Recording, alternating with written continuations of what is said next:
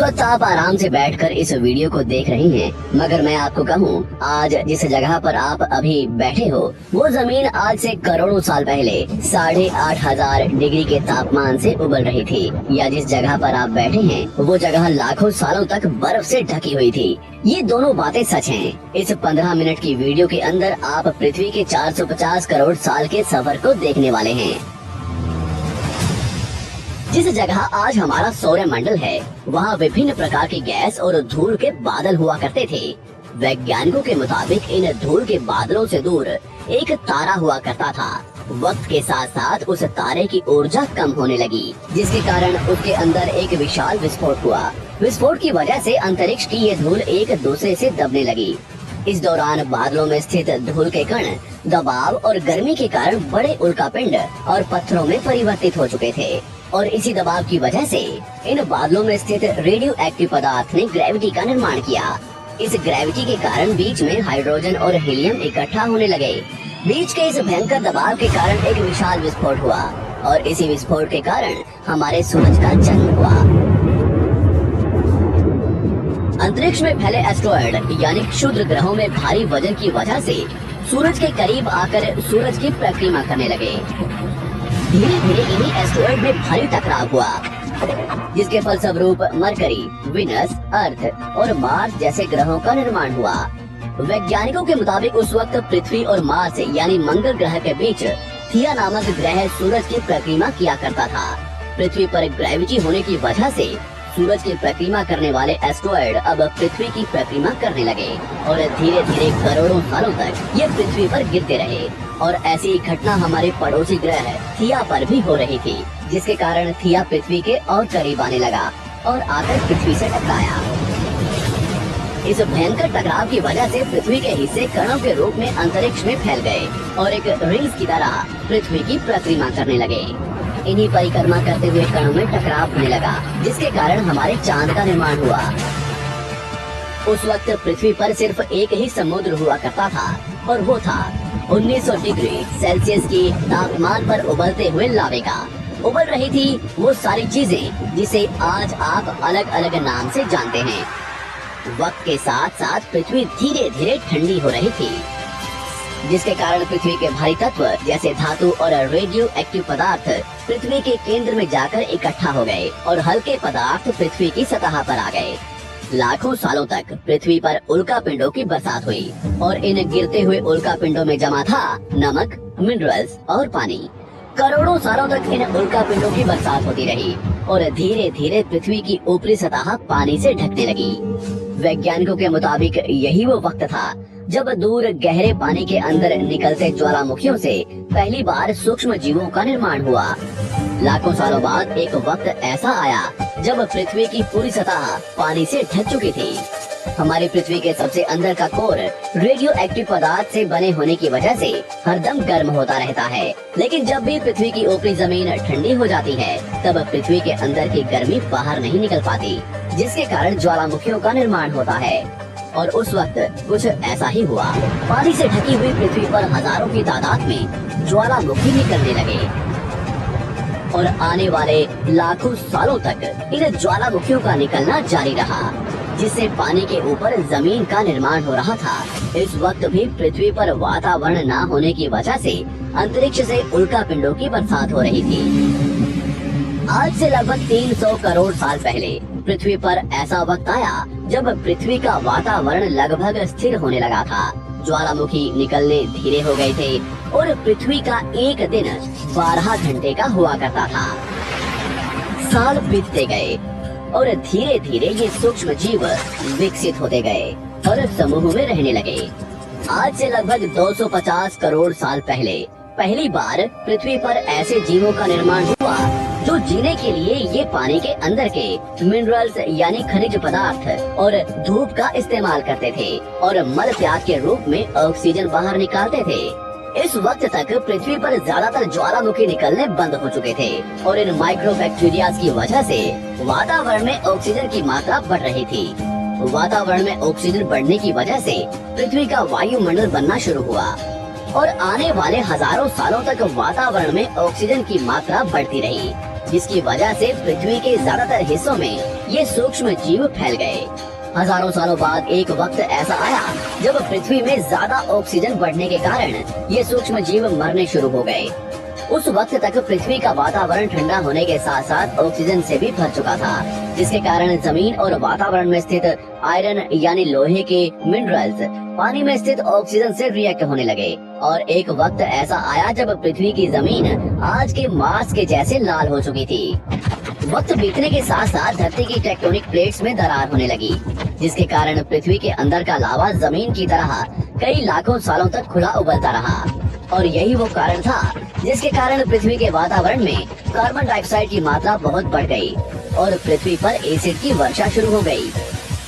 Acid rain की वजह से पृथ्वी का तापमान घटने लगा और तापमान इतना घटा कि पृथ्वी के ऊपर स्थित पानी बर्फ में परिवर्तित होने लगा। पृथ्वी पर पहली बार भयंकर आइस एज आया। इस वक्त पूरी पृथ्वी सफेद बर्फ से ढक चुकी थी। आमतौर पर जब धरती पर सूरज की किरणें गिरती हैं, तब जमीन उन किरणों को सोख लेती है, मगर क्योंकि पूरी पृथ्वी बर्फ से ढक चुकी थी और क्योंकि बर्फ सफेद और चमकीली होती है, जिसके कारण सूरज की किरणें धरती पर गिरने के बाद वापस चली जाती थी। इसी कारण से पृथ्वी कई लाखों सालों तक बर्फ से ढकी रही, मगर फिर से पृथ्वी के अंदर स्थित गर्मी ज्वालामुखी के रूप में निकलना शुरू हो गई और इन ज्वालामुखियों से निकलने वाली गर्मी ने बर्फ को पिघलाना शुरू कर दिया। इसी बीच पृथ्वी की गहराई में बचे कुछ सूक्ष्म जीव धीरे धीरे बदल रहे थे और अब वो ऑक्सीजन को अपने शरीर को बड़ा और जटिल बनाने के लिए इस्तेमाल करने लगे थे। इस बीच पानी में अलग से भी छोटे समुद्री पौधे निकलने शुरू हो चुके थे। बाहर जैसे जैसे ज्वालामुखी निकल रहे थे, वैसे वैसे वातावरण कार्बन डाइऑक्साइड की वजह से गर्म हो रहा था। वक्त के साथ साथ बर्फ तो पिघलने लगी, मगर धरती पर फिर से एसिड की वर्षा शुरू हो गई, जिसके कारण फिर पृथ्वी ठंडी होने लगी और फिर पृथ्वी की ज्यादातर सतह बर्फ से ढक गई। ऐसा बार बार कई हजारों सालों तक होता रहा और इसी कारण से अब समुद्री जीव धीरे धीरे वातावरण के हिसाब से विकसित हो रहे थे। इस बीच कई सारे जीव और समुद्री जंगल विलुप्त हो गए, मगर जो बच गए वो धीरे धीरे पृथ्वी के बदलते तापमान के हिसाब से ढलते गए और अब हजारों सालों बाद समुद्री पेड़ बर्फ की वजह से पूरी तरह से मरते या सूखते नहीं थे। अब सूक्ष्म जीव समुद्री जीव बन चुके थे। जब फिर से ज्वालामुखियों ने पृथ्वी की बर्फ को पिघलाना शुरू किया, तब ये समुद्री पेड़ जल्दी विकसित होकर फैल गए। धीरे धीरे वातावरण में ऑक्सीजन की मात्रा बढ़ने लगी और पृथ्वी पर होने वाली एसिड की वर्षा कम होने लगी। वातावरण में ऑक्सीजन आने की वजह से पृथ्वी की ओजोन लेयर्स मोटी होने लगी और आज से लगभग 47 करोड़ साल पहले पृथ्वी की ऊपरी सतह पर पहली बार मोसोस नामक प्लांट उगना शुरू हुआ। वक्त के साथ साथ जमीन पर अलग अलग प्रकार के पौधे और पेड़ उगना शुरू हुए। एक वक्त ऐसा आया जब जमीन के पेड़ों की लंबाई लगभग 80 से 100 फीट जितनी या आज के 5 से 6 मंजिला बिल्डिंग जितनी ऊंची हो चुकी थी। ये वो वक्त था जब समुद्री जानवर समुद्र से बाहर निकल रहे थे और जमीनी जानवरों में परिवर्तित हो रहे थे। धरती की ज्यादातर जमीन एक जगह इकट्ठी हो चुकी थी, जिसे आज हम पैंजिया महाद्वीप के नाम से जानते हैं। पृथ्वी का वातावरण और तापमान लगभग स्थिर हो चुका था और अब करीब 21 से 23 घंटे का दिन हुआ करता था। अब समुद्री जीव पानी से बाहर रहने लगे थे और वातावरण के हिसाब से उनके शरीर का रंग रूप बदल रहा था। धीरे धीरे ये जमीनी जानवर डायनासोर्स में परिवर्तित हो गए। जिन डायनासोर्स ने पेड़ पौधे खाने शुरू कर दिए, उनका शरीर लंबा और विशाल रूप से विकसित होने लगा। कुछ डायनासोर्स शिकार किया करते थे, इसके कारण वे छोटे और तेज होते चले गए।